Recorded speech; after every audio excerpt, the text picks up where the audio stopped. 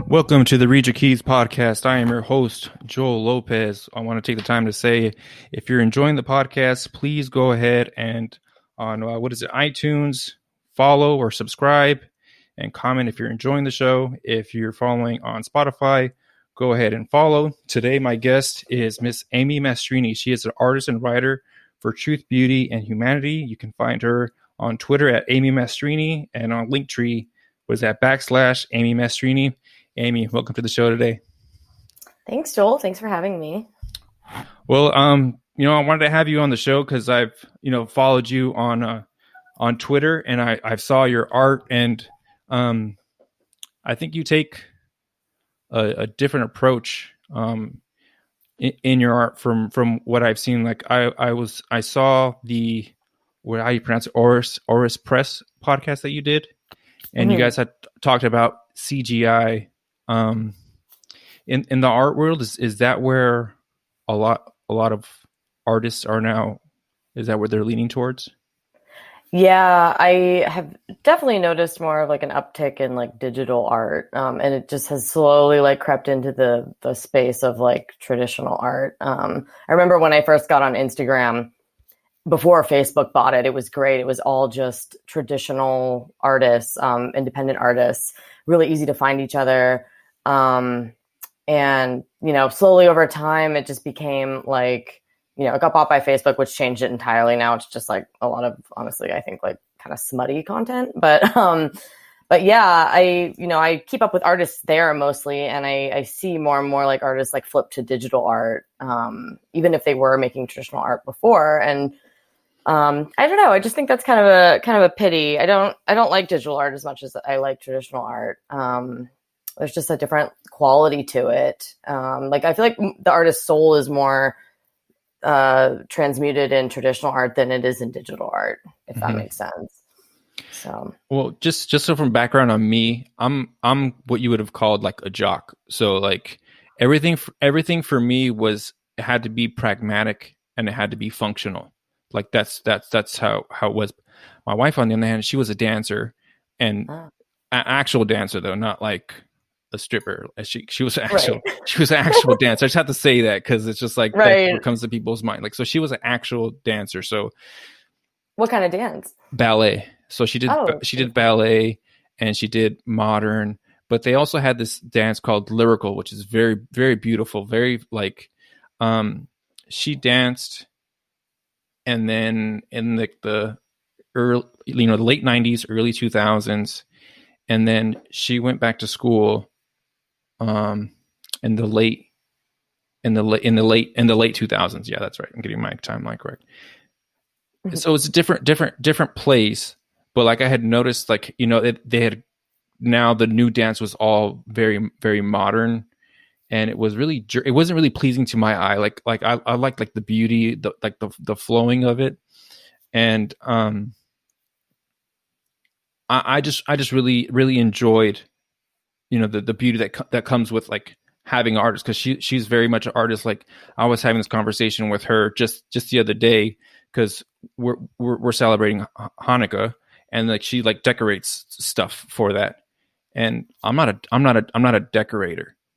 And then so I think what I'm trying to get at is, like, for me everything is pragmatic and practical. It has to make sense, whereas with art, and I don't want to put words in your mouth, I'm just kind of coming from my perspective.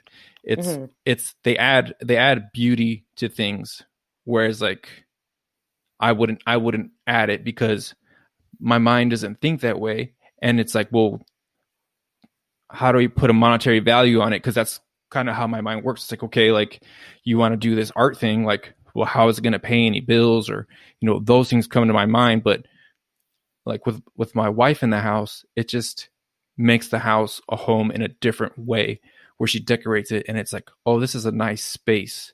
And I mean, I'm coming up on 40 now, or getting close to there. And it's like, I'm finally kind of realizing, oh, there is a place for this. You can't really put a dollar amount on it, but it just makes the space beautiful. I don't know if that's making sense. Yeah. I'm just kind of like, I'm kind of just like, perfect sense.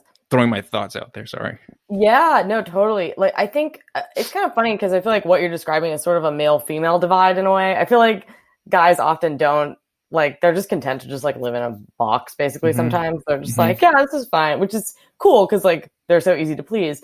And then that's like creates space for like a woman to come in and like decorate it and make it like more of a home, like you were saying. But I guess it is also like art is more associated with the right brain, the creative side of things. And yeah, it's funny because I think people often think that like art is kind of frivolous or like useless. It's just like, yeah, that's like, you know, they would say like the top of your values hierarchy or whatever, or Maslow's hierarchy of needs, which I don't really believe in anyway. So like we don't really, it's not really necessary. Like as long as things work, it's like very utilitarian, right? Like it's like, which there's a place for that, I think. And that's definitely something I think men are good at. But I think that beauty does have utility. It's just like a higher utility. Like it's that which like uplifts you and like, I don't know, it transforms a space. It's useful just in a different way than things that are just purely like practical and useful. I think that like, I sort of always felt that, but I could definitely see in the world around me, like kind of like what you're talking about, just the, like, well, just as long as it works, like, and is practical, that's fine. Like, it's sort of like the difference between like putting up like a chain link fence in your front yard and putting like, and like building the fence yourself and like painting it and stuff. That's kind of an example I think of. And I think that there, you know, there's a place for those things, but yeah, I mean, it's a higher cost for it, but yeah, I don't know. Like now I'm looking at things. It's like, well, do I want to do it because I want it to get done, or do I want it to last also? So that's something, because you know the podcast that you did on Orange Press, you know, I thought it was really fascinating because one of the things that also attracted to me to, you know, what you're doing is because, okay, so like I'm not the artist guy, all right, but I liked the old Disney cartoons, and then I was listening to Dr. Jordan Peterson, and he had talked about Sleeping Beauty, and I was like, oh, I really enjoyed Sleeping Beauty, and he talked about it from the standpoint of, you know, having a teenage girl and protecting her. But I rewatched it, and it's a masterpiece. It's beautiful. It's like beautiful to look at. Like you watch it, and it's like, wow, they made this, I don't know, maybe 60, 70 years ago. And you watch it, and it's just like, man, the colors are vivid. The you know, the Maleficent is, you know, like my kids got scared and it was like they had to, you know, leave because it was like, oh, she's scary, but it's still all very pretty. And on the contrast, I've rewatched. I have young kids, so I rewatched Toy Story. And when Toy Story came out, it was like, oh my gosh, look at the CGI! It's incredible. And like you watch it now, and you're just like, it's hard on your eyes now because you've now adjusted to the new CGI. So what was great then, now it doesn't hold up very well. And like, and you notice it right away. Like my kids don't really like watching Toy Story so much because I think they're used to the new looking CGI. And I was thinking about it because I think the story for Toy Story, it's a good story, right? It's about friendship and, you know, all that stuff that, you know, it's a great theme, but you have to kind of like get over the hurdle now that visually it's not nice. It's a struggle to watch it now. Wow. I haven't seen that movie in years, but I bet it looks a little crude, right? And that's the thing about the 2D animation. It's so much better because it's more timeless. Like it's just eternally good because an artist drew it. And, you know, yeah. It's beautiful. Like if you like, they have this whole singing thing, and you know that stuff holds up in itself. But I just think that like when I heard about, or in doing like the research that I did, it's like Disney put everything he could into that movie, and it's like with the CGI stuff, it's like I think it's more efficient. But I think that when they come out, it's like the novelty of it, like it's new. But then once the novelty runs out, what's left, and they still had a good story, I thought, but now there's a hurdle to enjoying it. And I don't know, it's like I'd like to see what would be the word, like going back to doing it that way. But also it's like, hey, I'm not the one that's gonna be ponying up, Money. to pay that. Mm-hmm. And I understand that it's like they can get out these new CGI movies much quicker, but it'd be like, man, I'd really like to see something like that. Yeah, when I remember when they first started making children's movies in CGI, and I remember thinking like, well, they're not going to stop doing hand-drawn movies. Mm-hmm. Like they'll just do both now.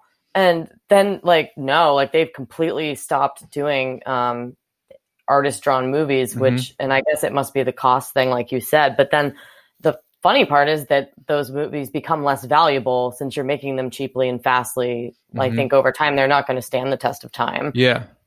And that's what I think. So like your art, like I think I've seen you commentate that like it's a struggle to make the art, right? Because there's, you draw something and it's like, that's it. It's done. So when you're painting something, is it that you're more cautious with your strokes, or you're more deliberate with them? Like what is the, just like your thought process when you're painting something?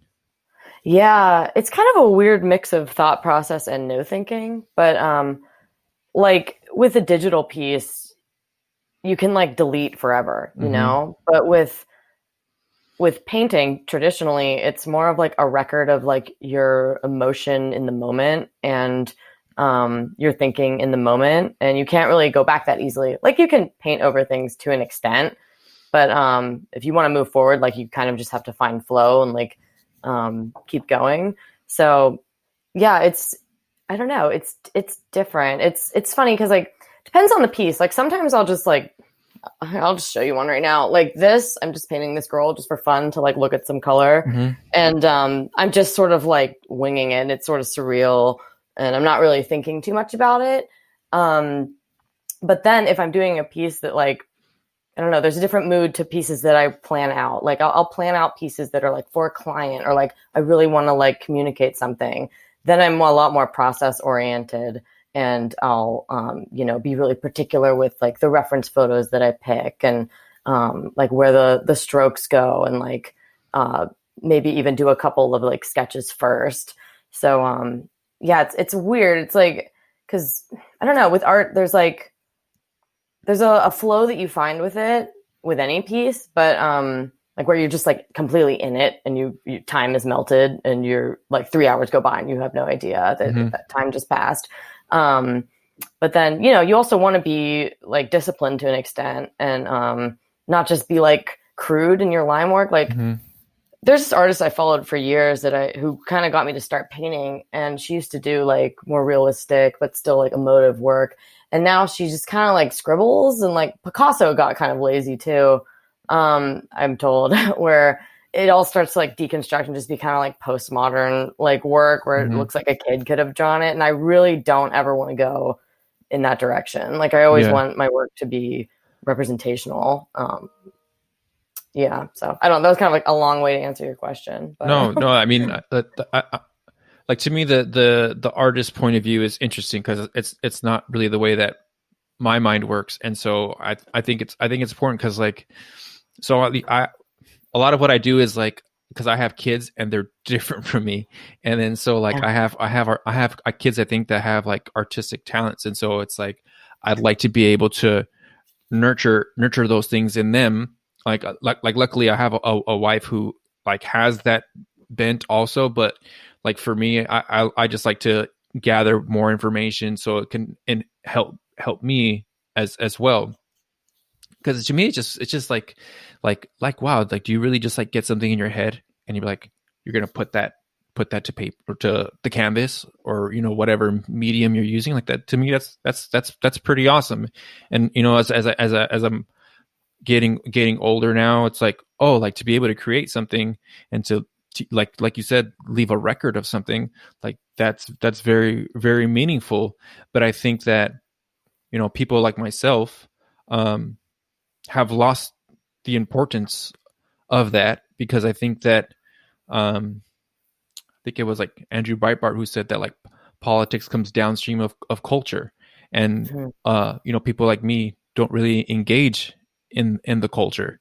And so I think like, your paintings, like you want them to be beautiful, because like when you see something that's beautiful, it's like that does something to you. Like the first time, like I grew up watching Full House, so I don't know if Oh, you I know love what that these. show. Yeah. Okay, so like they have this shot, right? It's like the Golden Gate Bridge, and you're just like as a kid, I'm from California, so it's like, yeah, whatever, the Golden Gate Bridge, and you would see paintings of the Golden Gate Bridge, and you're like, yeah, whatever.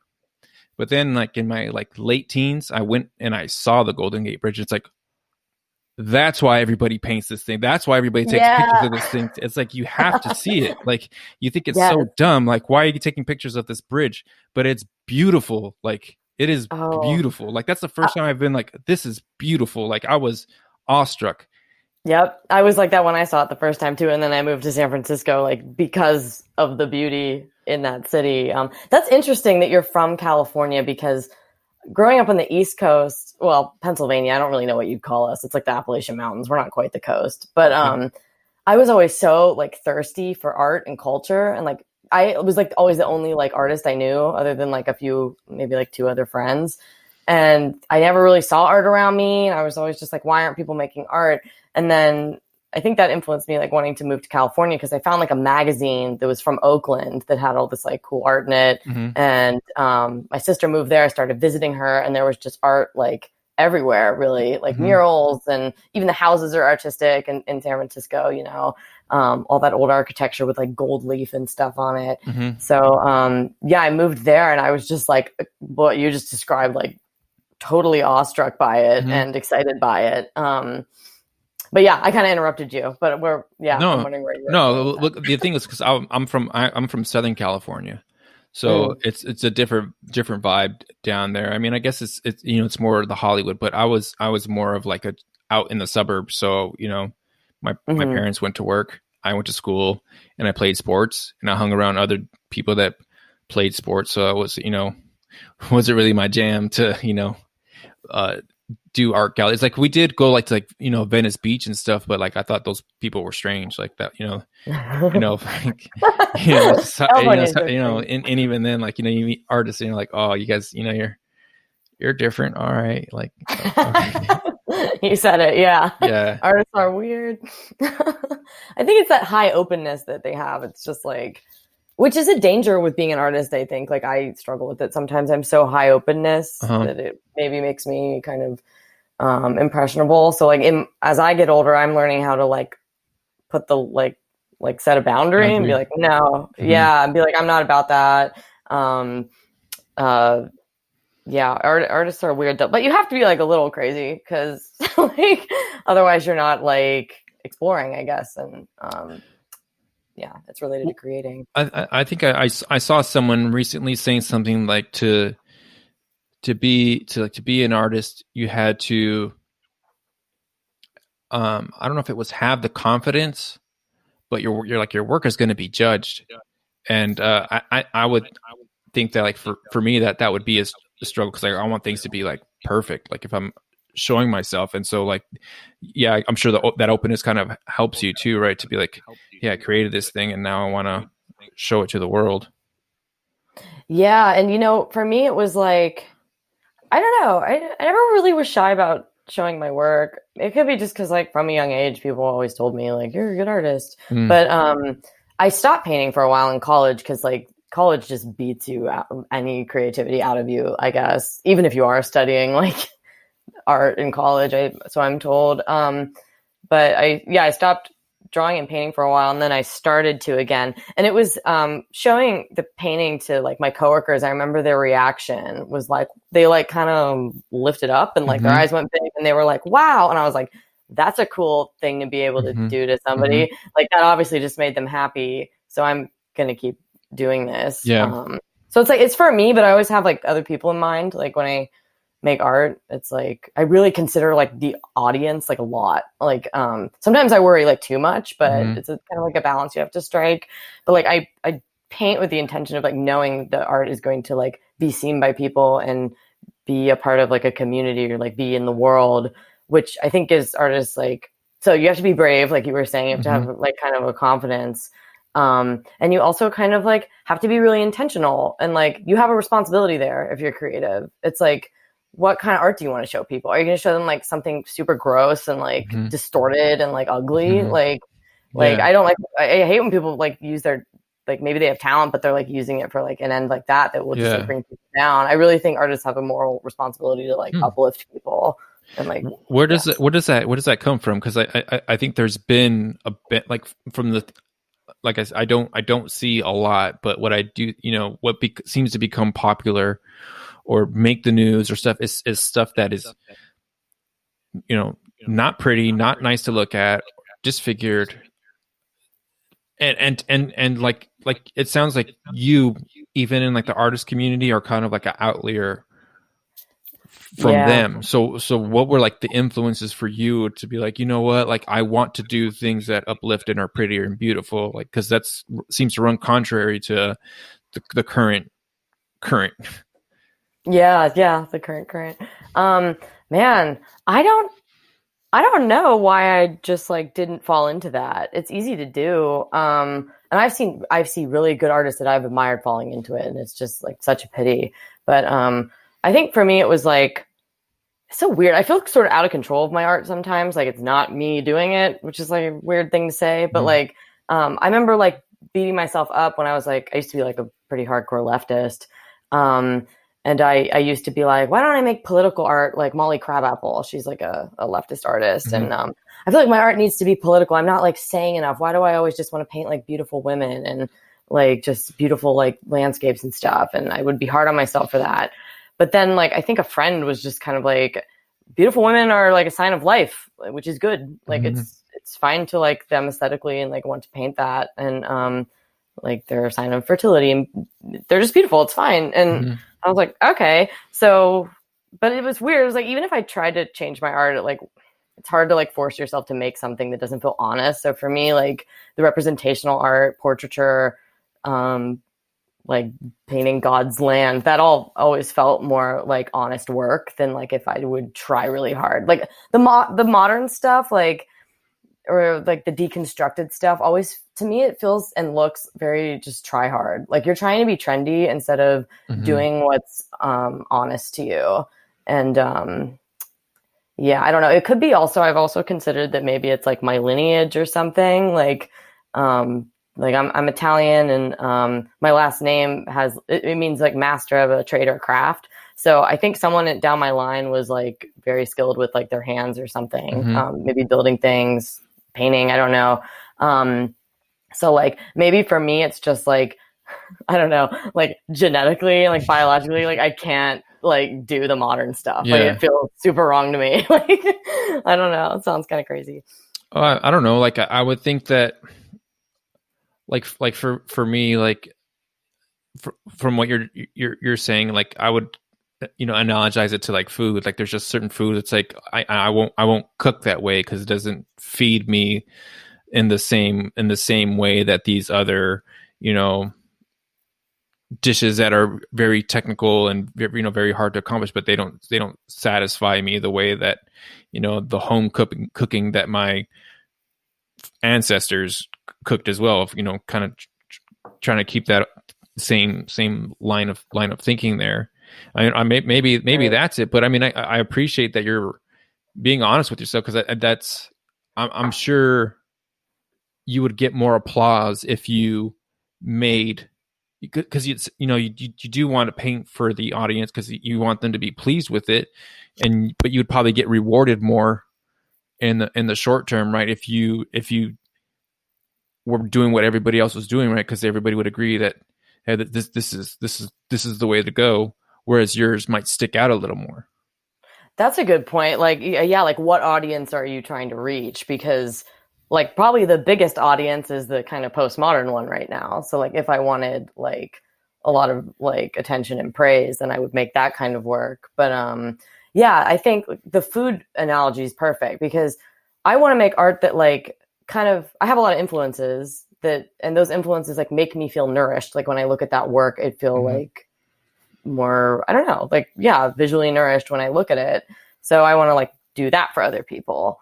So like, I'm not going to like imitate or copy or be influenced by the work that to me feels like it just makes me feel confused or like it's kind of distasteful or like kind of ugly. Like, yeah. So. Yeah. And I think there's something timeless about it too, right? Like I was thinking about it, like there's people who will, I'd like one day to go see the Sistine Chapel, right? Yeah, Like same. I'd like to do that. There's no like modern art piece where people are like, you know what, I gotta travel all the way across, 18-hour 20-hour flight to go see anybody's work. But like me, the non-art guy, would be like, from that Golden Gate experience, it's like, oh, there's things that just don't translate well when you take pictures of them. Like they don't do it justice. You have to see them in person. And once I kind of had that realization, it was like, oh, so like everybody paints the Sistine Chapel. Maybe there's something to that where it's like, before you die, this is something that you would need to see.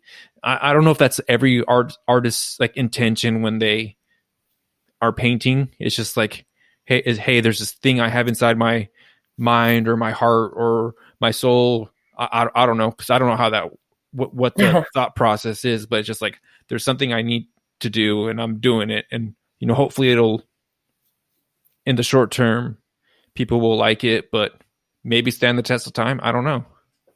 Yeah. Well, I mean, when I make art, I'm always like, yeah, I want this to, I like strive for it to be good for a long time. And I feel like there's two different types of art. There's like fashionable art and then there's like eternal art. And it like, you don't want to be fashionable, like, cause that changes all the time. Like you want something that like hopefully like a person in like, the far future could look at and still like relate to. It's hard to do because I feel like sometimes even my work like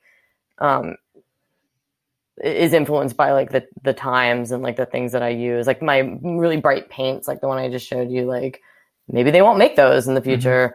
I don't know. So, but that's fine. But yeah, it's like, it's weird because I did this painting of like these mermaids. It's on my wall right here. Yeah, the one in the back.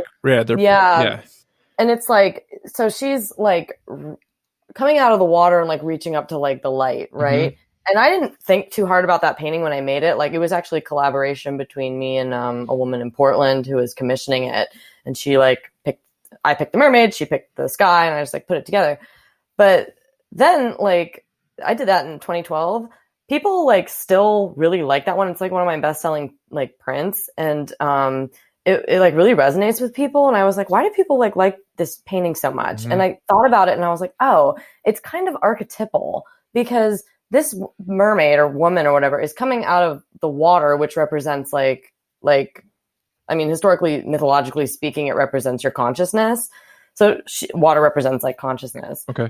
And underwater represents the subconscious. So she's like coming out of the subconscious depths and like reaching towards the light, basically. And I'm like, yeah, I guess people can like relate to that as an experience. And also like, she's not very, like she's kind of anonymous in sort of a way. Like you could kind of like put yourself there. Like, like my paintings that are of like more particular faces don't sell as well because it's like, I don't know who that person is if it's too individual, but like the pieces where it's like people can like kind of put themselves there or they're archetypal, those perform the best and are the most popular. So, but it's not always like easy to do that consciously. Like it's I don't know if I could really, I think Jordan Peterson said like good artists like don't know what they're doing half the time. They just lead you somewhere and then you're into a good place and you're like, oh, and so that it's kind of what happened with that piece. It's like I can't always like knock it out of the park or like do something. I feel like the best pieces I've done were a total accident and like just sort of happened.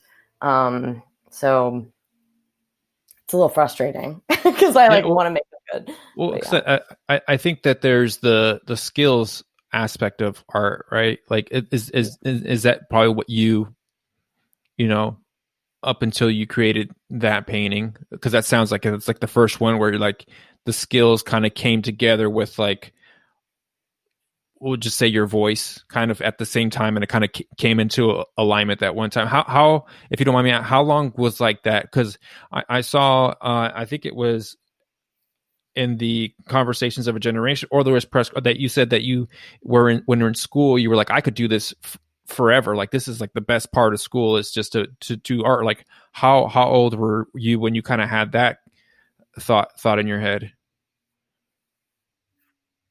Um, Man, I was like 6 years old. I think I was in like first So it's like grade. kindergarten, first grade, And something like that.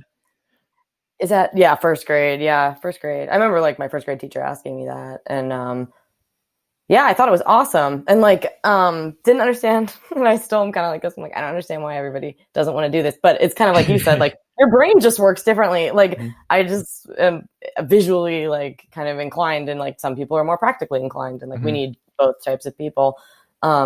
So yeah, it was, but then like, I did it for a while. And like I said, I stopped in college, and then decided I wanted to like, I had like an epiphany where I was like, I want to like do this again and actually take it seriously. And I like picked up where I left off as like a high schooler, and it was like good, but like not sellable. If you scroll far enough through my Instagram, you can see like the kind of work I was making, where I just like didn't know what materials to use, like didn't know like how to really be professional. And it was just like, yeah, like, I don't know, a couple of years. You can make a lot of progress really fast, though. Like, I always try to tell people that. It's like, just start doing it, Yeah. and like, you'll make all these discoveries like pretty quickly. When you say professional, do you mean like the way that you paint it, or like the presentation of it? Yeah, like when I say professional, I mean like good enough to sell, I Okay. guess. Okay. Yeah.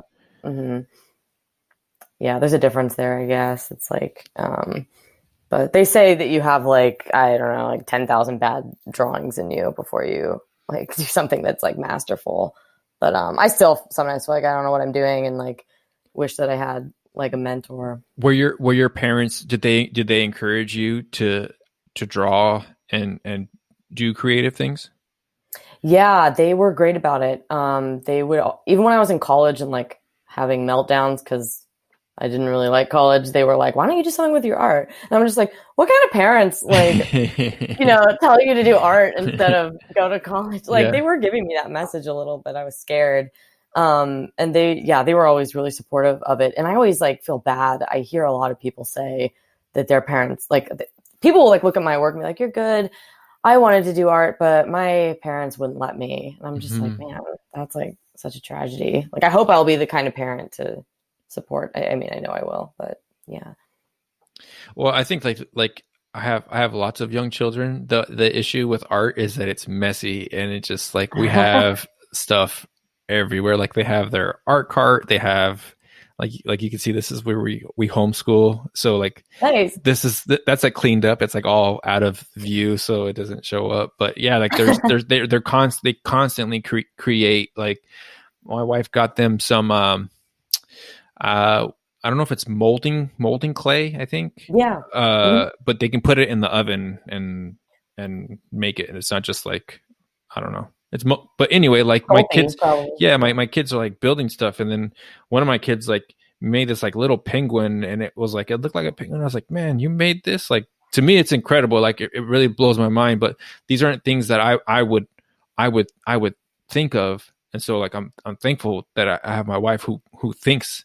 And that, because my goal would be like, they're not me, let them be them, and like encourage them. But sometimes I just don't know what they need. So like I really think, because like my answer is always no. Like, Daddy, can we just like, no, I don't, because Dad. in my head I'm thinking a mess. But like seeing what you do, it's encouraging, because it's like, oh, okay, like, again, they're not me, like Yeah. like because that's what I know, right? I know me, so like I want to make my kid, like, there's a natural, like, you're in my wheelhouse, so I can help you, whereas like if you're not, then it's a challenge to help you.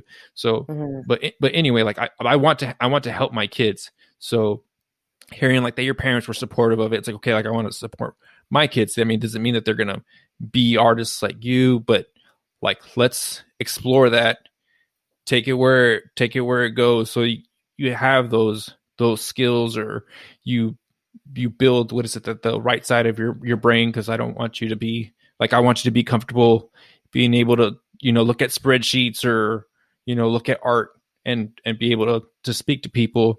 Like, I want that for you. But if you have a gift, because I think it's great. Like, do the things that you enjoy, do the things that God made you, because I think that God gives people special talents, and I want to be able to nurture them. And I think it's great that your parents nurtured yours, especially in college, right? Because it's like, I'm sending you to school and you're paying all this money. If you're going to drop out, or I don't know what, but go do art. It's like starving artists. Like, no, thank you. Right. Yeah. Yeah. I was going to, as you were talking, I was thinking about that. Like, I really do think that like God gives people talents, like, but he just gives people different talents. Like yours are more of the practical kind, and like the ability to say no, which like, artists not as good at saying no, but you have to learn that. How many kids do you have? I have 4. 4. That's awesome. Yeah. And you homeschool them all. Wow. Well, my wife does. I'm here because of the Rona, but my wife is the one that's doing all the heavy lifting on that end. So right. Yeah. We have our days.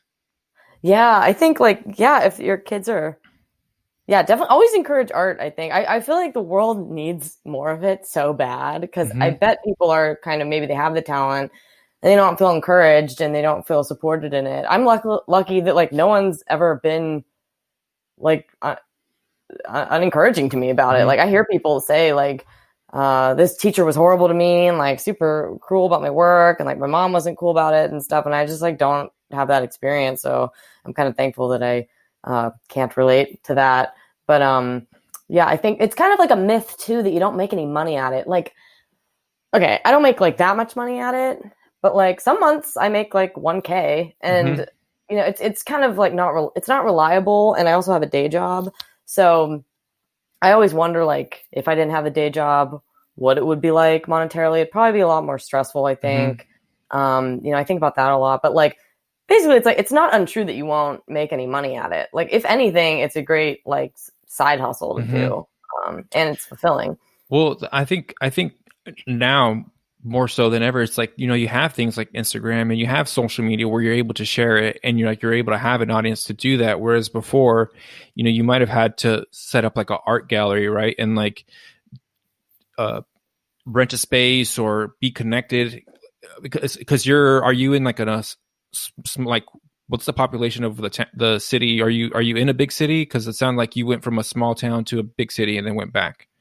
Right. Yeah. I've lived in San Francisco, DC, New York, but now I'm in my hometown because of the Rona. Okay. And the population here is like 3,000. It's like really small. Right. And so like, to be an artist there, to make 1,000, you'd have to go back up to New York and do that. Whereas now I think that it's opened up new avenues and I think that's a good thing, right? Because now it's like people who maybe would have been on the fence or, not so sure, they can say, you know what, I can even do it on the side until it builds up, or just keep on doing it where I can, make enough money to where I can pay for art supplies. Because my wife did photography for a while ago. She was buying film and stuff. It's like that stuff is not cheap to have, to have a hobby like that. So at least then you're able to kind of fund doing some more. And if you have some extra, great, more power to you, but you're able to do the thing that you enjoy. Because I think you had said something about like before artists had, I think are they called benefactors? Is that what they had? Patrons? Maybe yeah, patrons. Yeah. So they would, like, an artist would basically have somebody who said, hey, go paint stuff. Yeah. Here's money. Is that how it worked? Yeah. Yeah. It was like, I guess we used to have better elites. My sister wrote a piece for Evie about this, actually. We used to have elites that would like actually want to invest in like the plebes and like provide them with like beauty and good things, and they would like, take an artist under their wing and pay for them to just create all day. And I think churches used to have more money and do that as well. And government officials and things like that. And we just like, we don't have that kind of culture anymore, which is really sad, which is everything is just like cheaper. cheaper, faster. Yeah. And that's not what art is. So I think that brings up a good point of why maybe the quality isn't, you know, you say you going back to like the Disney or whatever, you, part of it is like you have to be seen, right? And if everybody, if there's no money in it, so it doesn't give somebody the 10,000 paintings to be bad to actually hit that home run, right? And so like you have less people now who are getting to that 10,000. So now it's like, okay, well, there's less, like, the eyeballs are out there, they're looking, but there's less people who are getting to that 10,000 painting. And so there's less and less of them getting to that 10,000. So I think maybe it's, I don't know if coarsening is the right word, but the guys, the downward trend of the art might be part of it. Yeah, I was thinking about that. Like, kind of like as it becomes more accessible, maybe like there are a ton of artists online, but not all of it's like great. Like because of that, like there are a lot of people sharing their work on social media, but they're not really like funded or like dedicated. They don't have like a mentor. Like they don't know other artists. Like there isn't institutional support for art. I think for good art. Like I think most institutions, I can't believe it when I go to like a modern art museum. Like the work that they're paying for is insane. Like it's comical actually. Like last time I went to the MoMA, I walked around and laughed. I was just like, this, forgive my language, but like all of this is fuck you art. Like everything's just like, I don't care about your feelings. Like really bad, like lazy stuff.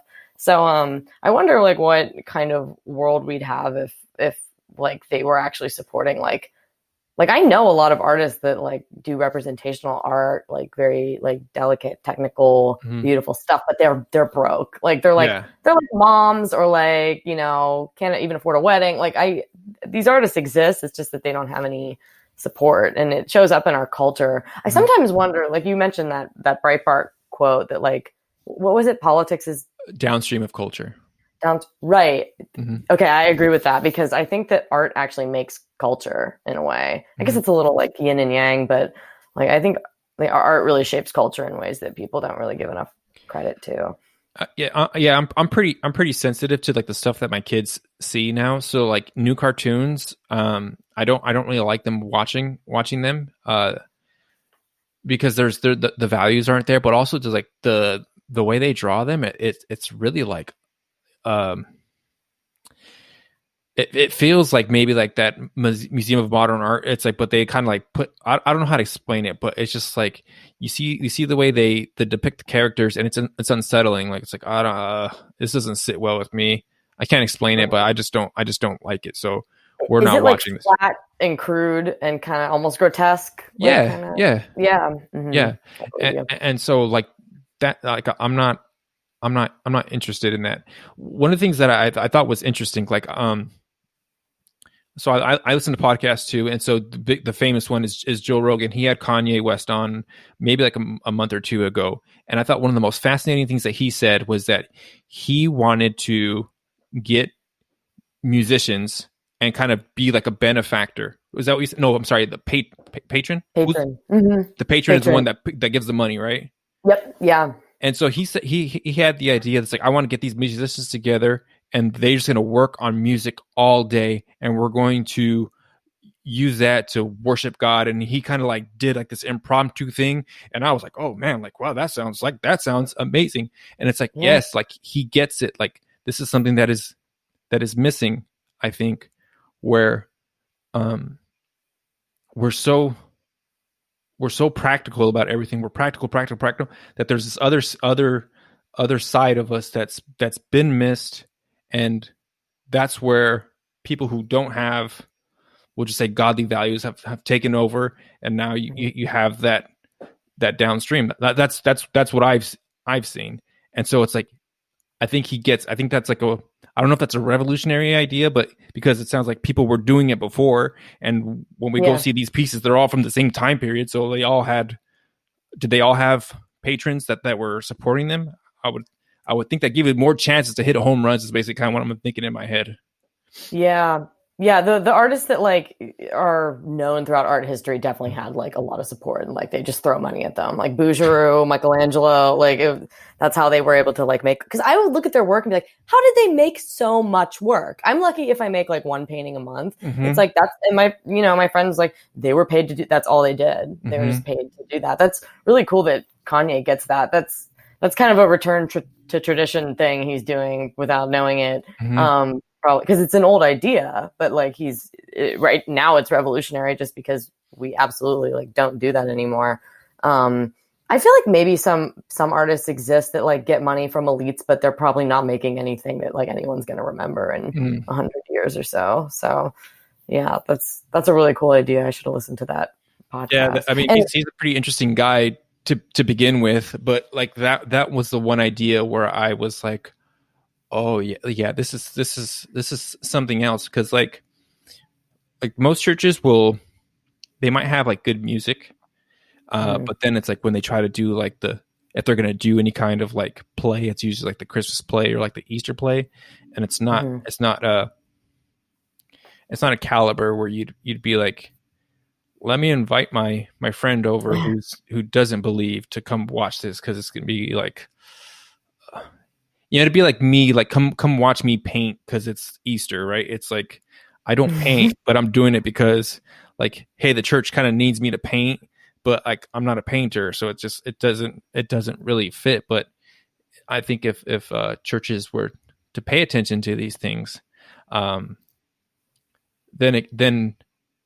it allows the opportunity for people to see like the excellence that people who don't hold those values do in their art. Yeah, I think that art is the way. I had a friend once say to me, like, I'm an atheist, but your work makes me believe in something else. And I was like, that is the coolest thing anyone's ever said to me. Because that's kind of the goal, right? Like, I think art is supposed to point to something else. Yeah. And right now churches aren't like, oh man, I've been in some churches that didn't have like a single piece of art on the wall, Protestant, usually, but and I'm just like, wow, I don't understand what's going on here. Like it looks like a lecture hall instead of a church, and like a college, like lecture hall instead of a church. So it would be really cool to see, like, I really feel like the two go together. Like art is a spiritual practice. You're either like communing with like demons or angels, like when you're making art. That makes sense though, because you see some people who draw some things and it's like, like you went to a dark place to draw this thing. Yeah, totally. I went to I like connected the dots that like art is a spiritual practice a couple of years ago, and I ended up at this like really hippie like art church in New York, and but the problem was there that like it was kind of new age, and like I was like, okay, so they sort of get it, like they know that like art is connected to the spirit, but this is like not Christian. Like I basically was like, it's missing a lot of truth here. But like they're almost there, and I was like, it would be cool if like some of these elements were at Christian churches where they like, had a evening event where like artists came and painted, or like they were like trying to just like cultivate that a lot more. But I thought the problem with that place that I found was that it was I guess it lacked dogma and stuff like that. So, but like I mean, I think churches used to do this. It's amazing to see churches that were built with that idea in mind. Like they had like a church artist that would like decorate the walls. They don't really do that. I'm curious, what was the painting that you showed her? Your atheist friend. That was what was it? I think they were just commenting on like my entire like repertoire. I think it was like one of my girls. Yeah, just like something on Instagram. I don't even remember. But it wasn't like one of my more like overtly Christian ones. I don't know. I don't think that is going to really convert anybody, which is a hard place to be in sometimes. Like sometimes I'm like, do I want to make like totally like trad Catholic art or like Christian art? I don't know. I think it is good to like merge modern with traditional. I don't want to be like a Luddite or whatever. Like I don't want to be like totally like pining after the 1800s or whatever. Like so I think the way to like bridge that for people is to just be like, hey, like you can be like Christian and not totally cringe and like Hmm. like lame. Like I Yeah. don't know. Well, that was like for me growing up, it was the music because like that was a thing that was easy to connect to, and the music Mhm. for me coming up was like this is not good, so I don't even want to bother with it. And now the music that they make, it's incredible. Like it really is. Like that's kind of what I like.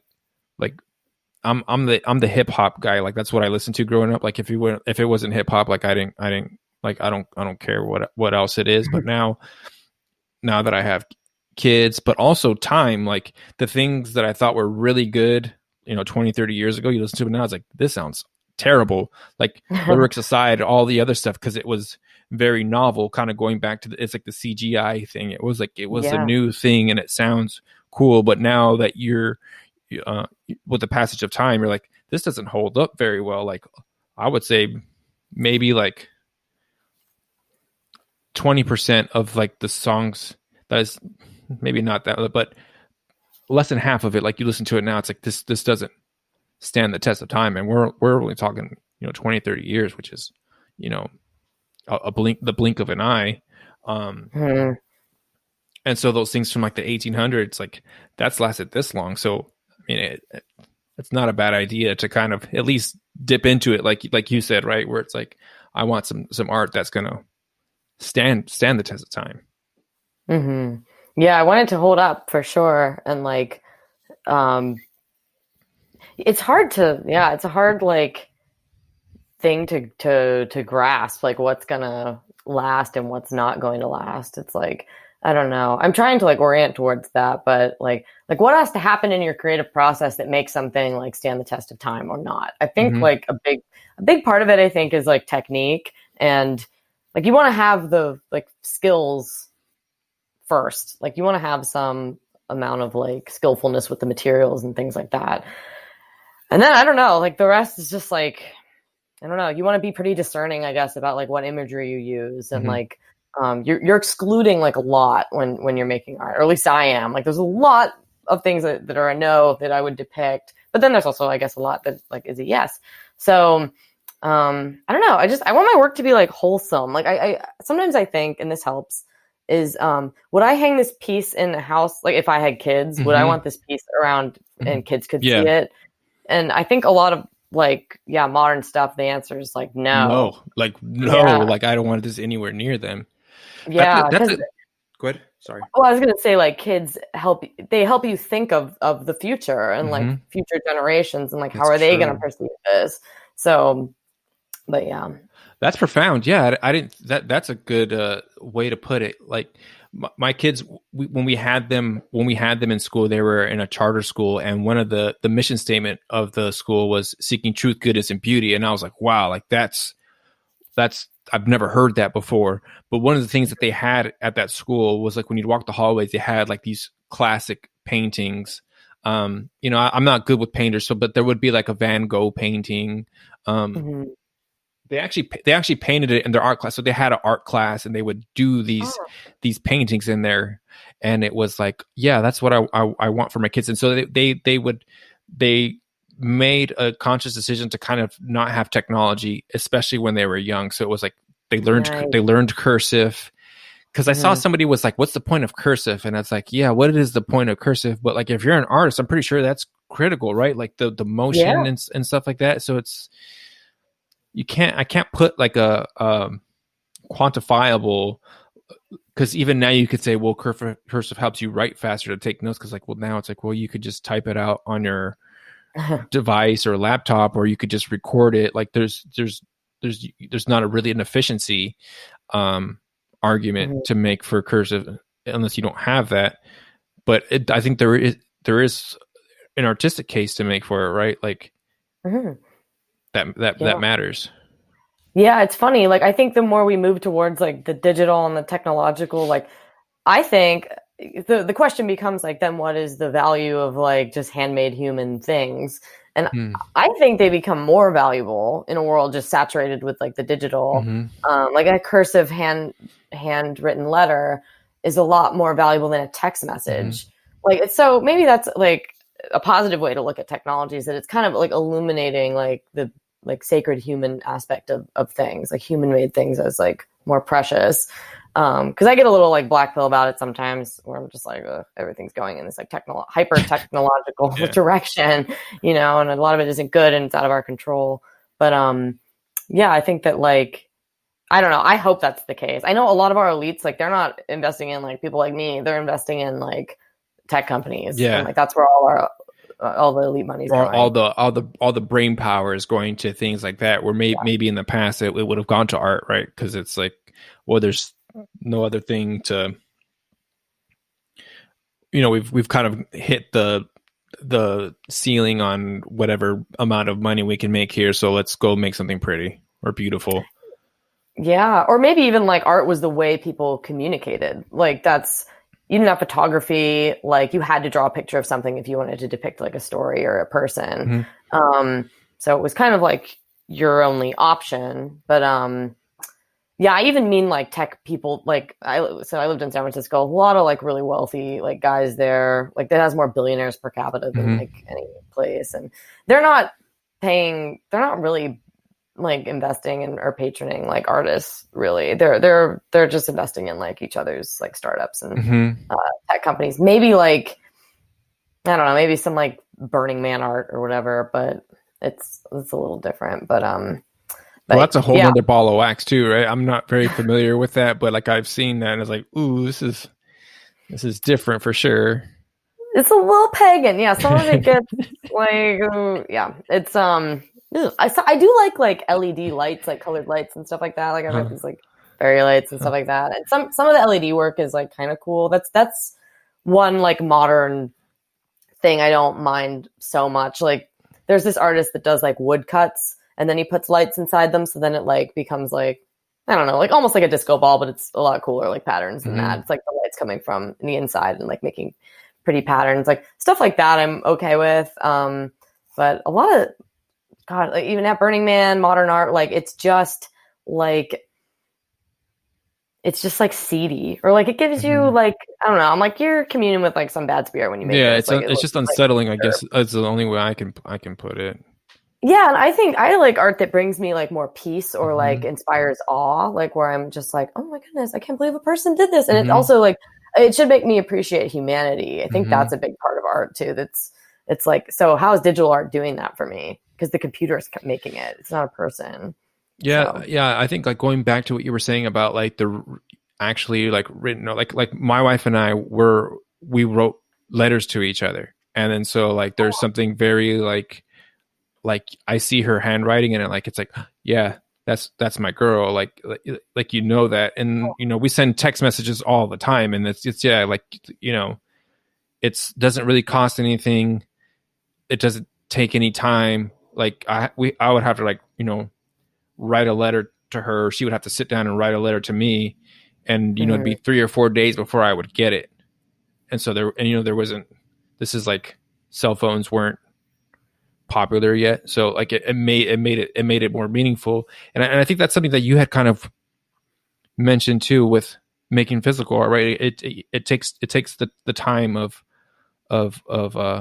creating it, and I think that adds value in and of itself, right? Like you had to sit down and make the time first of all, but get the materials too, right? Because you don't have this infinite was it the word canvas or colors palette to choose from. You had to think about maybe like what colors do you have, or I don't have a lot of colors to choose from, so I have to use what I have at my disposal. Like that matters too, right? Yeah, it's like time and the materials, physical materials, are limiting. And I actually think like to have limits is a part of the human experience, right? It's like to be limited is to be human. So like, I don't know. I think it's a little difficult to articulate like why that time element and that like limited like element is important. But I think like when you're making a piece of art and it's like, it's not like quick and easy to do, there's this like anticipation that's really beautiful of like, what's it going to look like? There's just like a lot that happens from the beginning of a painting to the end of it. There's like a lot of like very human things, like emotions. Like you might feel a little anxious, like you might doubt yourself, then you might be excited, and then you might like, oh, I screwed it up. Like there's a lot like baked into one painting that I think makes it like very human and personal and meaningful. It's like a little like snapshot of your character, or even like your spirit and like your psychology. Well, with that, not only that though, it's like a snapshot of your skills too at the time, right? Like you're not the same artist now that you were 8 years ago when you made the mermaid reaching for the light, right? Like you've got 8 years and the experiences that kind of like, I don't know, overlay or influence the next painting.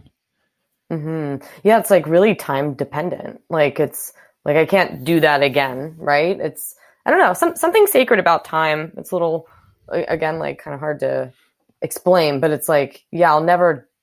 Yeah, they're like little frozen like snapshots of like who you were and like. What do you mean you're not able to do that again? You wouldn't be able to recreate that painting, right? Like exactly as it is. Like I tried to do that once actually, because I remember I did this painting of like a woman just kind of in like a blissful state and like all these colors, and like people really like that one as well. I think just because you feel good when you look at it, and my friend really liked it, my coworker, and she was like, you know, and I was like, the original is sold. And she was like, well, can you just like make it again for me?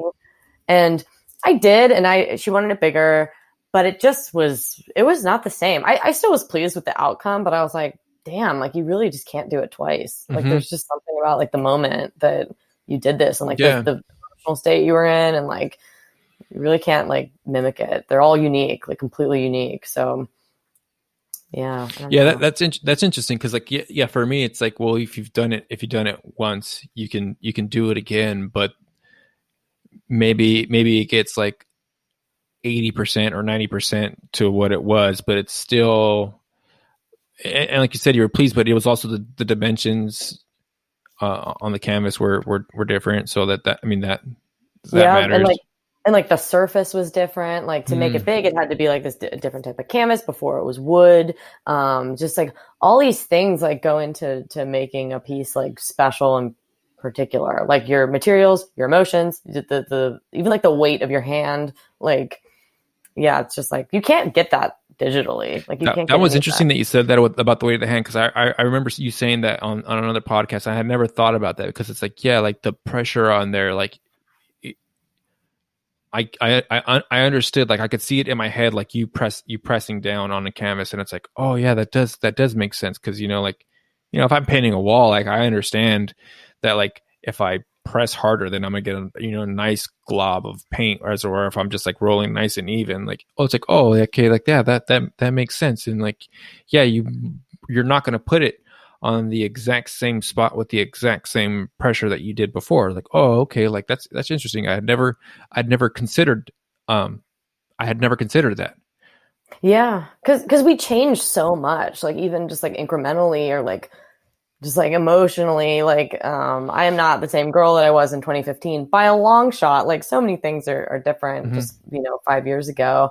So but the weight and like the evidence of you, it's like it is you. It's and you change, but there's still like a core you, I think, through time. Peterson talks about that, like the like self that like exists through time, but like you still change kind of like on top of it. But it's like, evidence of the person. Like I don't know, the word artist is sort of like, it's really close with like individual, and like an individual is a person. So it's just like, I'm always trying to like articulate why I think it's important to cultivate like real human artists, because, and like not just like buy like, what's that like Google AI thing that like generated like some picture and it sold for like $1 million.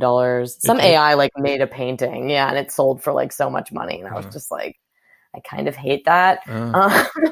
Well, I know that there was like the banana on the wall, like that caught me, and I was just like, ugh. So you know what that is, and I learned this like in the last year, is that a lot of modern art is a cover for money laundering, like drug money. Okay. Yeah, because like something with, I don't really know, I couldn't explain it very well, but like something with the taxes, like if you just like say this artwork is worth like this much money, then it is, and so something with the way it works, people are covering up a lot of dirty money. All right, well that makes more sense. That actually makes me feel better. Yeah, that like that you're like not that supposed to somebody like that. wasn't like paying this much money for something that's basically trash. Like that is Yeah, like a sad commentary. Like that's still cynical, but not as bad. right. Because like there's kind of a hidden layer there, but still, it's like yeah. Nonetheless, it um annoys me. when you're like putting a, what do you call it, a piece, is that what you call it when you're working on something, Yeah, yeah. when you're putting it together, like what is like your timeline? Is it about a month, because you said it takes about a month to paint something? Is Yeah, like 2 weeks to, oh my gosh, some of them can take years. Like, really? yeah, like I did like this one that's on the wall over there, More Mermaids. That one I started in 2017 and then like abandoned and then like picked it up again and the whole thing took like 3 years. And Wow. yeah, that's kind of a rare case. But like generally it's like 2 weeks to like 3 months, I'd say. Why did that one take long? Why did that one take longer? Um, it intimidated me, so I kind of was slow with it, I think, because it was like a big piece with a lot of figures, and I usually just do like one figure. So I kept getting like freaked out by it, and then when I finally picked it up again, yeah, it was just like the more figures, the more complicated and the more time. That's why the old masters paintings like amaze me because they did like so many different figures in one piece, and When it's you like say how when you say figures, you mean like more people in the piece? people, Okay. yeah, Oh, yeah, okay. people. So like figure drawing is like That's people that's drawing. that's that's interesting, because the skills are there, right? But is it just the, like, okay, maybe not the best. Like, I played lots of football games, but I was always nervous before a game. Would it kind of be like the same thing? Like, I've done this before, but I'm nervous Mhm. about doing it. Would that be kind of Yeah, the same? that's perfect. Yeah, where it's like, like, I don't know, just like performance anxiety. Because like Mm. painting is a sport. I Yeah. always say that actually. Like I have an injury from painting, like on my shoulder. Like it still No. hurts me. It's so nerdy. But like, I got a repetitive stress injury, and it's still something I have to manage from just like doing this like Hmm. over and over. And you have to be really aware of like your what's the word when you're like your posture, Your body, right? Like your yeah, mechanics. yeah, like how you're holding yourself, like Mm-hmm. at the easel or the desk or whatever. And Mm-hmm. yeah, just like a sport, you get like nervous beforehand. Like I always say that there's nothing more intimidating than like a blank canvas Mm-hmm. because it's like anything can happen. Yeah. It's Yeah. freaky. I wanted to switch gears and talk about a little bit about your writing. So you've written for Evie Magazine, right? Yeah. How did that come along? Were you like already in the art world, or were you already like, because I didn't see anywhere where you had like any writing. So how did that come about for you? Yeah, it's uh Twitter. Like totally by like so I don't know, it's so random. They I guess are just like kind of in the same like circles as me on Twitter, saw some of my tweets and they just DM'd me one day and said like, "Hi, we saw a couple of these tweets that like performed well, and we were wondering if you wanted to write some articles around them." Hmm. And one of them was kind of. I feel like I can be so like I sound so like cynical on Twitter, but I'm really not a cynical person at all. But it's just the medium. But I said like something about how like I have like some sort of trouble with like dating or something because my dad's like a really solid guy, but I live in like the time of weak men. And I was just like kidding around, like Hmm. thought it was funny to say. And they were like something like this, like I was like, oh, okay. Like I was just kidding.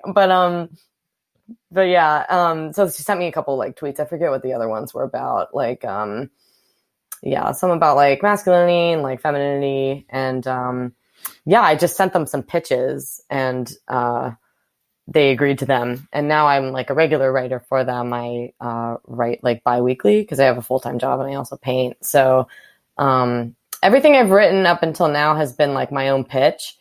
Hmm. Now they're kind of giving me like assignments. Hmm. So, which is fine. But like, yeah, I think that yeah, they all just, a lot of the writing that I do is like me honestly trying to figure some things out. Or Hmm. like I picture that I'm talking to like a younger girl or like even my former self. Hmm. And these are like the things that I would tell her.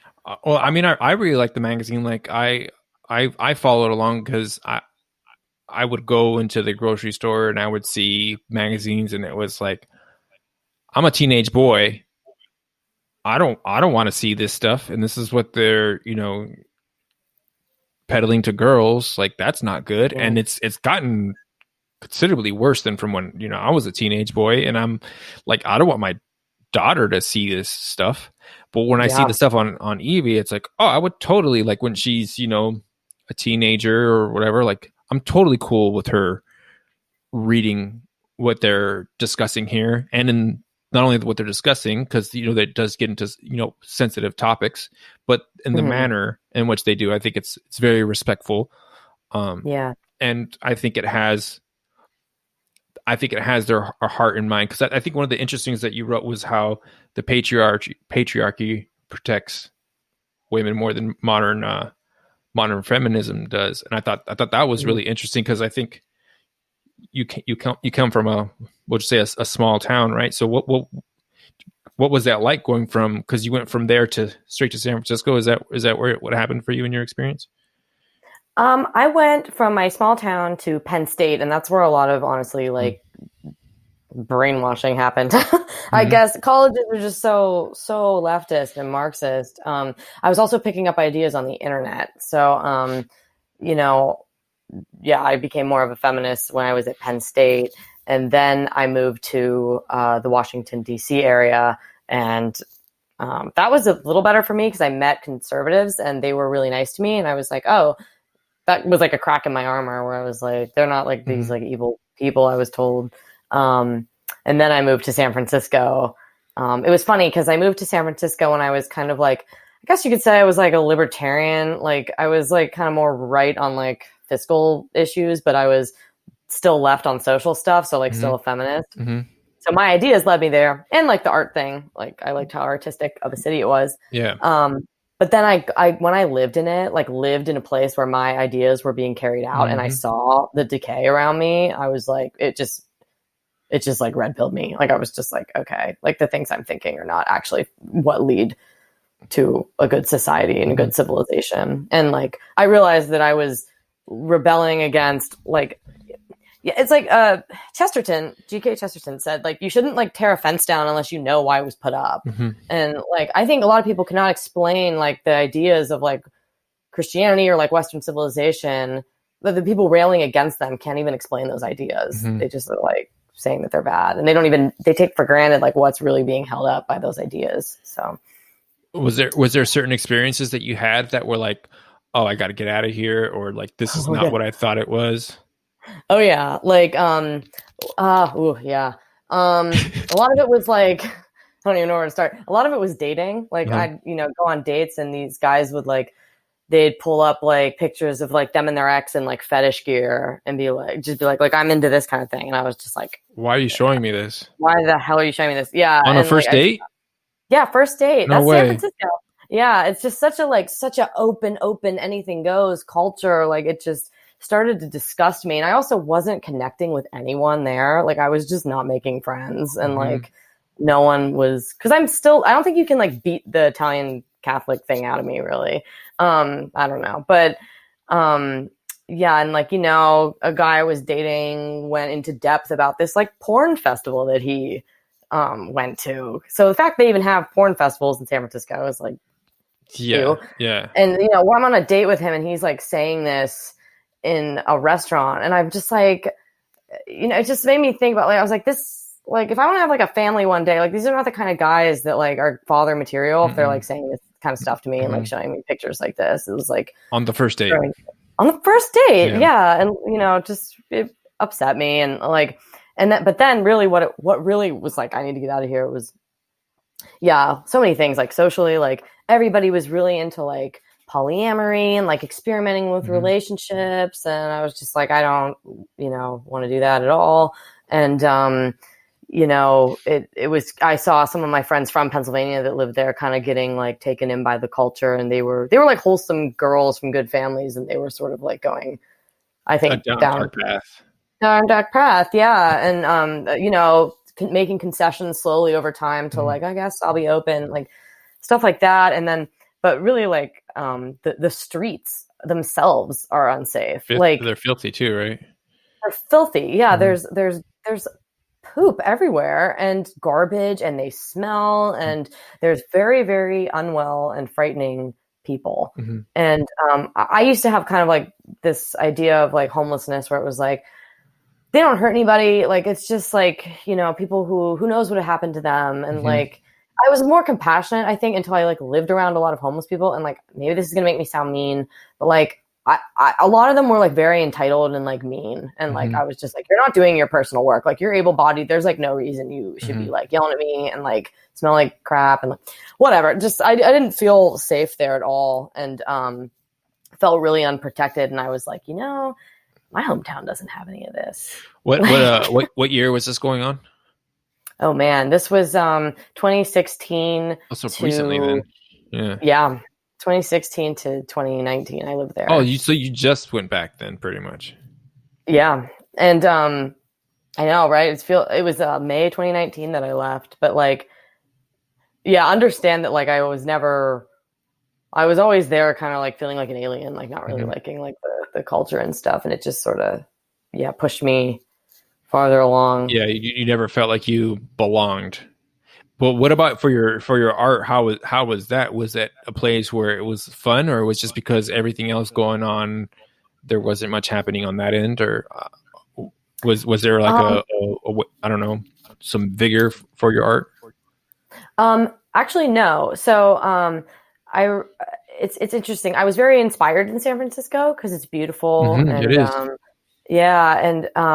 You know, it's so funny because like even with all that stuff on the street, it's still such a beautiful city. But so I was very inspired and I was making a lot of art, but I noticed that I wasn't selling much because the market is so saturated with artists. Like there's already so many artists there, but like I sold a lot more back east because they're lacking in culture and art. So I was like, I don't think they need me here in San Francisco. Like they're covered. Like there's plenty of artists here. But I will say it was easier to get into galleries because they were a lot more like, whatever, about like being self-taught. Whereas in the East Coast, it's a lot more like rigid. Well, there's probably more of them to choose from too, right? So there's like, okay, we want to have somebody in here, so come on in. Where you're at, maybe there was less galleries. Yeah, there's just less galleries, right? That's true. Yeah.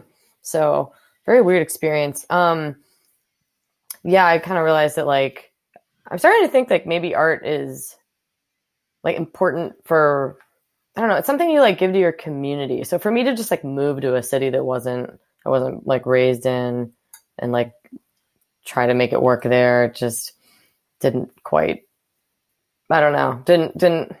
There's just a lot of competition, and I sold things and I showed in galleries and I was really inspired, but I kind of decided that like I felt like my talent was like needed somewhere else after a while. Yeah. No, that does make sense. And if you're not feeling safe, like, you know, as women, because I think who I was speaking to, I don't know if you follow him on Twitter, it's Jack Peach. He has a book, the weaponization of feminism. But I remember I was talking to him because I was talking to my wife, and she was talking about how there was a woman who was a nurse, and she had finished her shift at the hospital, and she's like walking down the street and she gets like kidnapped. But there was a man behind her who like, he's like, I'm bigger than her. So he crosses the street because he didn't want her to feel unsafe by his presence. So he removed himself.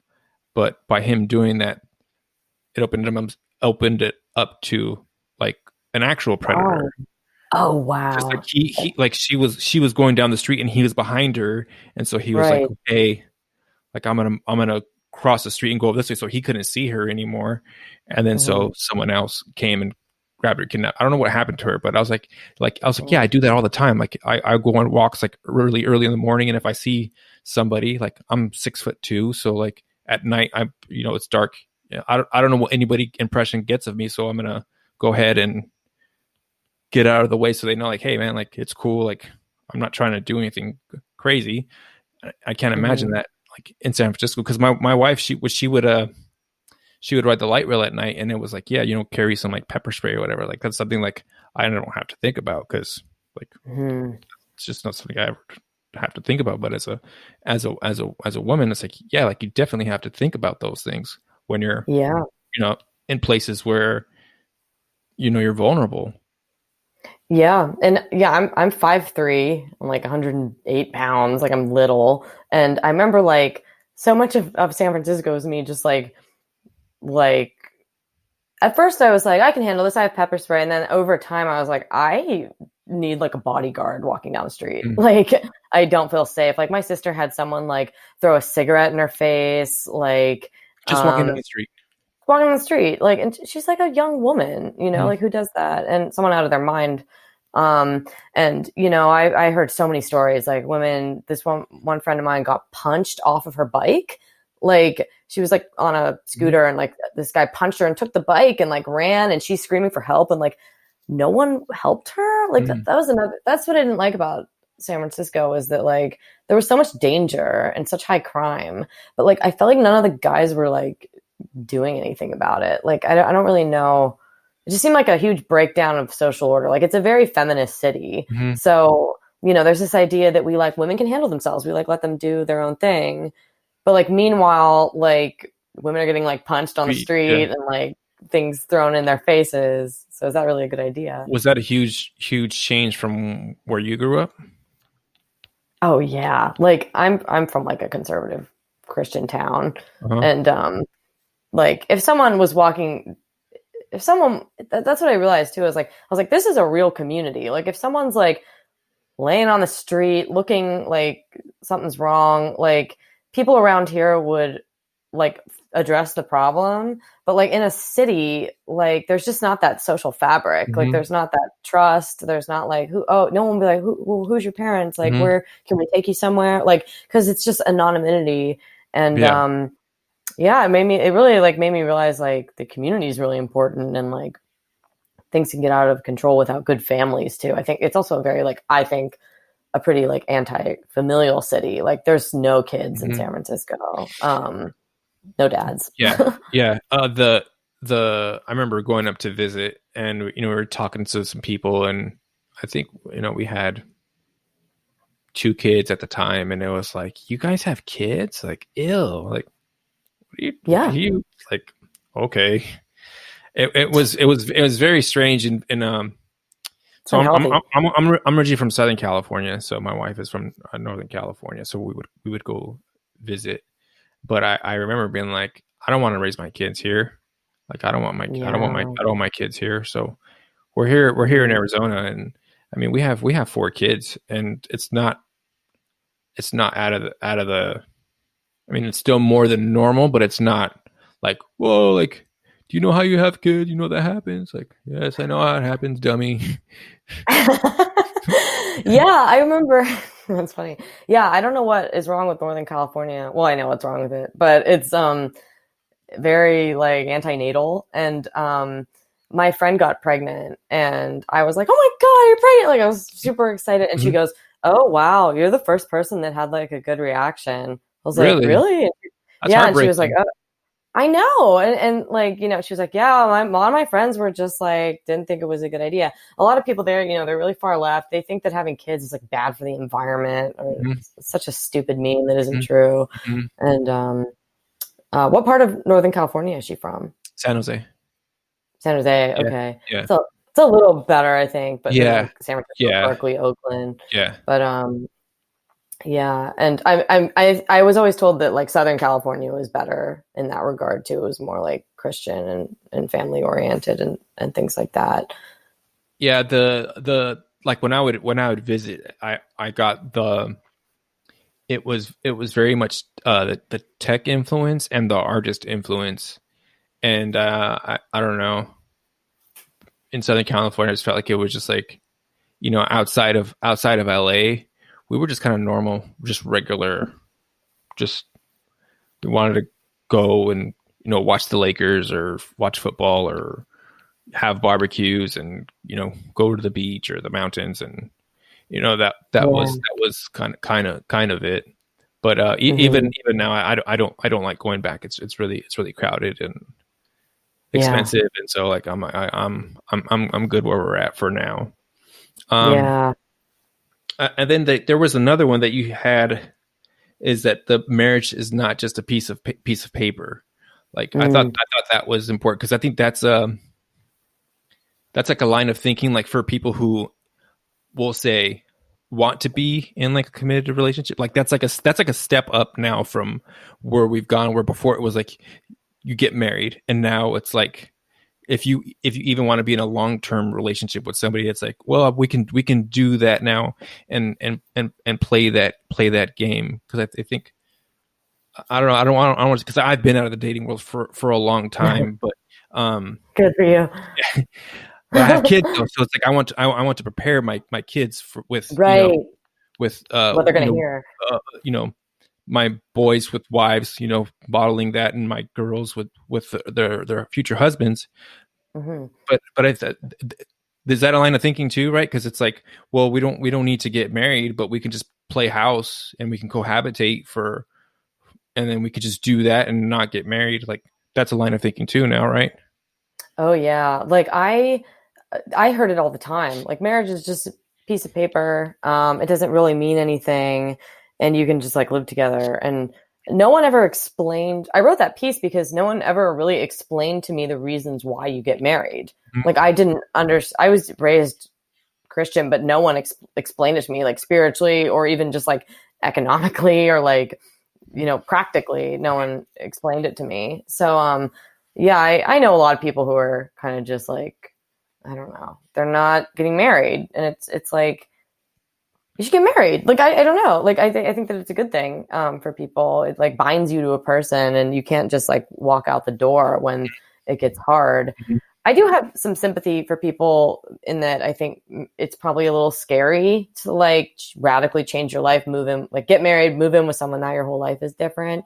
Um, Probably as you're older, that's harder, but like, yeah, it's still, it's a big change, but like, I still think that ultimately it's good for society and for you because yeah, like I said in the article, married people have like, they're a lot healthier. Mhm.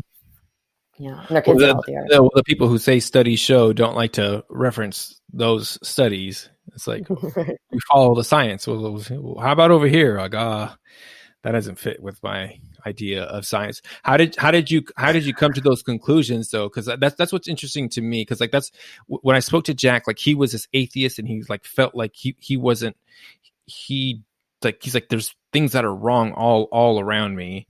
Mhm. And then so you coming from a small town conservative, like I guess like I could see that, but even Mhm. then, like you had this ideology, feminist. I don't know when you would say you were a feminist, or were you atheist too, or just feminist? Yeah, I was a feminist, atheist, anarchist from the time I was like 14 to the time I was like 26.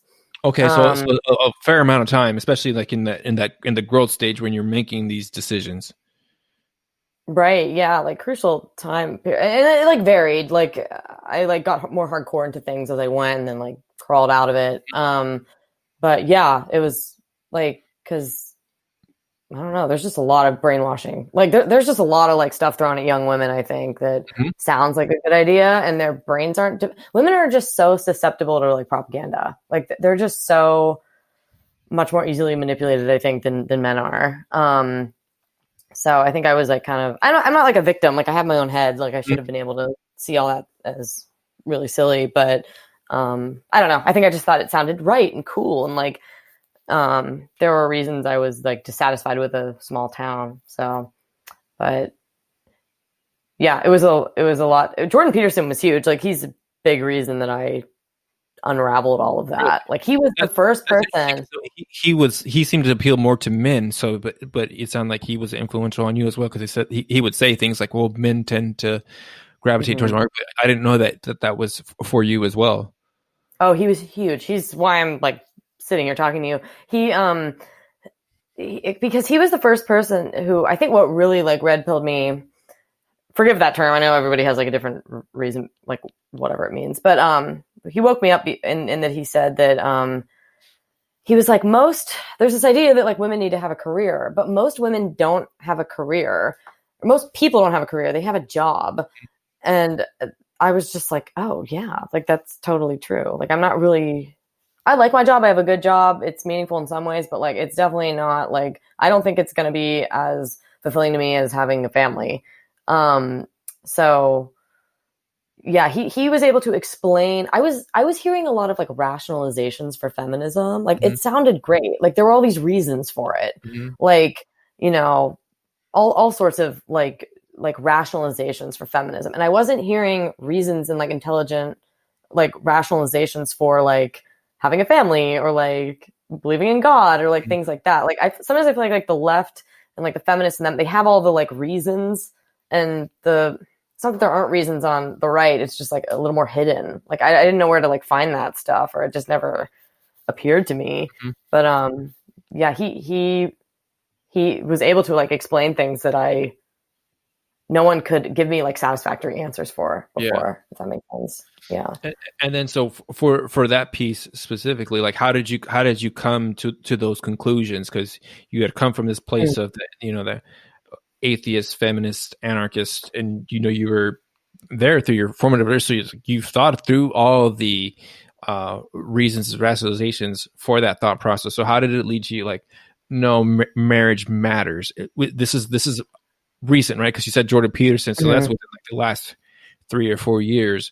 But even from there to knowing that marriage matters, because I know like Jordan Peterson would when it came to dating would say like, when should you have sex? It's just like, well, not the first date. Like that was one that he said, and it was like, okay, I don't know if he made the case for marriage. I mean, there's lots of lectures, so he could have, but how did you come to that where it's like, this is not just a piece of paper? Man, that's kind of a hard question to answer. I guess because I'm not really sure. I think that, I started like coming into like my faith more and thinking about it from like a spiritual perspective. And like, I've always been really interested in like the dynamics between like men and women. And, it just suddenly like clicked as like making sense to me, like why people do this. And I think looking at it through a civilizational lens was like really what made me conclude that it was a good thing, because I was like, so I work in like a field of mental health and like psychology. And I started to realize that like everyone around me, like the people that we were treating and like the people in this field, a lot of them, you can trace like their mental illnesses and things back to the family. Like they didn't have a dad, they didn't have a mom, like the broken family, like almost every time, like someone having something wrong. So, and it's like really overlooked, because I think a lot of people are like, take a pill for this, whatever. And I'm like, yeah, why aren't you talking about family formation? Like, I'm pretty sure that is a balm on a lot of like suffering in the world. So that was really it. I think I started to notice that like, households with a mom and a dad led to healthier kids. Then it's just, people will be mad at me for saying this and it's homophobic. I'm not being homophobic. I'm just saying that like there are studies that like having both archetypes in the house represented for your kids is like very important. Yeah. And yeah, I just got really into that as like a way, because there's so many like neuroses and mental illnesses going on in our society right now. I think that like even the reaction to coronavirus is like a weird pathology. And like, I'm realizing like a lot of people are mentally ill. Like a lot of people are really struggling with their mental health. And we're also in this time of like really broken families. And also a time when people are like experimenting with like relationship configurations, like polyamory and all this stuff. And I'm like, okay, but there's like one type of family that like is really best. You know what I was thinking when you were talking about that, when you were in San Francisco? It's like, oh, these people are like exploring polyamory and all this stuff. It's like the one thing that you could have said to like upset them is like, I'm a Christian. Yeah. I would wear like little cross earrings. And I remember someone was like, are you a Christian? I was like, yeah. I was like, ooh, hostile environment. That we're all inclusive except when it comes to that. So. Though that's really interesting. And I always thought that like, I didn't know that you were in that field, but like I studied a little bit. What is it? What is the manual, the DSM manual? It's just like, we're just going to take this stuff out of here and say that everybody's okay, even though we've said this was a mental illness, but these people are still suffering, and they're suffering more now because they're, they know that something's not not right in the world. But Mhm. the marriage stuff, like I was talking to Devin Clevenger. I spoke to her before I spoke to you. So she recently got married, and like I dated my wife for like a good 4 to 5 years before we got married. So it was Mhm. like when we got married, it was like the easiest day of my life. Like there was no anxiety because like Right. when you know you'll know. Like who was I don't know Mhm. who I was talking to, but like when I was with her, like my soul was at ease. That's like the only way I could put it. Like you just really like people say when you know, like Mhm. like when you're. But I think that's why sex, like having sex, like complicates everything because it's just Yeah. like you added all these things now that are going to be confusing to you. And so like if you're able to remove that, like you can really tell, like they talk about God being that still small voice, like you can hear it if you're not inundated with like drugs and sex and things like that. Like Yeah. you hear things more clearly. Like you're sitting with somebody and you're like, there's something about this person that's not sitting right. But if you're, in drinking alcohol, like that's you're putting yourself in a different frame of mind where you'll be Yeah. tolerable or tolerate somebody who you probably wouldn't if you weren't under the influence. And if you're having sex, well, it's like, well, for a man, it's like, well, like I'm getting what I want, so like I'm gonna keep going, and Yeah. you're gonna make bad decisions. But I think if you remove those things, you can really tell. And Mhm. I don't know if I'm like a romantic because like my parents were together, so I saw that. So I think that Mhm. plays a big part in it. But when you know, and like for me, like people will say, well, it's just a piece of paper. What's like, well, you don't say that. Like if you're going to buy a house, like you want your name on that piece of paper. Like if you go Yeah. if you go to the bank and your name isn't on the account, like you're not getting that money, son. So Yeah. like the paper matters in all these other instances, but they say that like marriage is like one of the biggest choices or the greatest choice, one of the greatest choices you can make. And you're not gonna want your name on that paper. Like, come on, man. Like let's be Yeah. serious about that. Right. Like, what are you ignoring? And it's not just a piece of paper. Like, the piece of paper is like symbolic of the civilizational and spiritual thing you just did. Like, Mhm. it's not like that's really just like it's a lot more than that. And like, yeah, you want to have like agreements with people. Like, I think that people are just like kind of like going with the flow and they're not taking things very seriously and they don't have any like explicit agreements with each other. Mhm. And then the relationship suffers. And it's like, well, getting married is a way to like put your name down and be like, I'm committing and I'm staying here, even if it gets really hard. Yeah, And because it that's will. like, yeah, absolutely. I mean, I'm not married, but like, I can imagine like there will be times when you want to run away and the like being married is like, well, you made a commitment like before God and all your community and your family, and that's that means something, that's like the glue that binds you. But to go back to what you were saying about like not having sex or like clouding things too much, it's like you're literally like making chemicals with somebody when you that's why they call it making love. Like you're making chemicals with your body that are going to like put you in a different biochemical state of being, and you're not going to think as clearly and you're going to confuse that with maybe like what's real and true, and you're going to like, yeah, it gives you like maybe like a perception of somebody that like you wouldn't have if you weren't doing that. Mhm. Like it's I'm like I always like think people need to take that like a lot more seriously than our culture does at all. It's like, yeah, I don't know. Yeah, there was somebody who was talking yesterday. They were talking about it, and I was in church, and the pastor was talking about we call holy is something separate and unique. So that's holy, separate and unique. He's like the Mm. opposite of holy is profane, and that's to make something common. And so, like, if Oh, if you have your sex in marriage, well, that is unique, special, set apart. But if you have casual sex, now you have profaned what is supposed to be holy. And wow. so I don't know what that does to your soul if you're treating it in a common manner. So I would Hmm. say tread very carefully, like if that's the path that you're on, because like it Yeah, could I think definitely be good. Yeah, I think it's pretty bad. I think there are spiritual consequences, and it's not that hard to see. Like it's not too hard to like online, like find like former like prostitutes and strippers, like girls who were like kind of openly promiscuous before, and they'll talk about like how depressed and anxious and how badly they felt. Like I'm embarrassed to say this, but like I used to be like pro sex work. Like I didn't talk about it too much, but it just went with my ideology that like that was we should like make it safer. And it's like, no, it's not good for women. It's not good for women. It's not good for men. That's not like what sex is meant for, to be bought. Like it's wrong.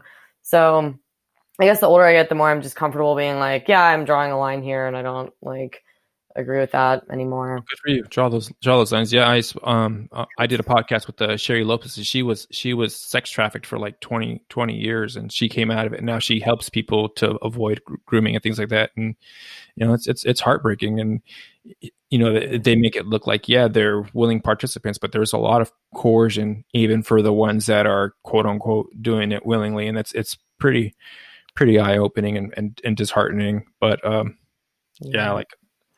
I think in my younger days, I probably would have said something like that also, because it's like, oh, this is a way to protect them. Like we can keep them off the streets and stuff, but it's like there's unintended consequences. So, I mean, I don't have the answers for that, but I don't think that's a something that we'd want to encourage, just like you said, for men as well, because they pay a price. They think that they're getting some milk for free, but no, there's a price attached to that. Right. And it goes back to like that article we were talking about how patriarchy protects women. Because like in a patriarchal society, in a society of like fatherly men, they would not be okay with rampant like sex work and prostitution, because the fatherly instinct is to like protect women, not see them be exploited. So I think in feminist society, you get like this like laissez-faire idea about sex work, and because the idea is that it's empowering. I just like actually think it's like it's particularly bad for women. I also think it's bad for men as well, because it again disincentivizes like family formation and family creation, which goes back to the fact that like good families are good for people's mental health. It's like it's all connected, really. Yeah. Well, I think we've gone a little bit past the time here. I know it's getting late on your end. Did you want to go ahead and have any last things that you wanted to say, Amy, before we wrap up this episode? No, I feel complete, but this was really fun. We covered a lot of territory. Sure did. Yeah. I didn't go this long, but I appreciate you hanging on. So, hey, Amy, thank you so much for coming on. This is the Read Your Keys podcast. You can find Amy on Twitter. She's active there at Amy Mastrine. That's AMYMASTRINE. You can find her on Linktree at Amy Mastrine as well. Amy, thank you so much for coming on. You can find this episode, or if you're enjoying this show, please go ahead and subscribe on iTunes and follow along on Spotify. Thanks so much for tuning in.